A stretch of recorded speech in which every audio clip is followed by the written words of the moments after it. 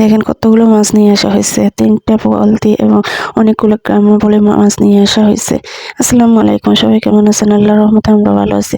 এই দেখেন কত মাছ নিয়ে আসা হয়েছে। আমাদের ছোট একটা জেলে মাছ ধরা হয়েছে। আমাদের অবশ্য অনেকগুলো ঝিল আছে, এখান থেকে একটা জেলে মাছ ধরা হয়েছে। এখন যেহেতু শীত পড়ে গেছে, পানিগুলো শুকিয়ে যাবে, তাই আস্তে আস্তে সব মাছগুলো ধরা হয়েছে।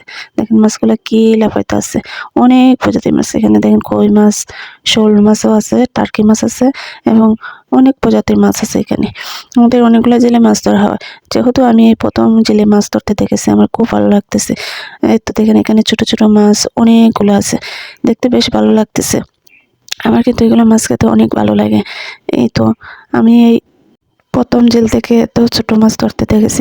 যেহেতু আমরা শহরে বড় হয়েছি, শহরে জন্ম, এতগুলো মাছ একসাথে দেখা হয় নাই। এতে মাছগুলো কেটে রোদে শুকানো হবে, মাছগুলো দিয়ে শুটকি দেওয়া হবে, অনেকগুলো রান্নাও করা হবে।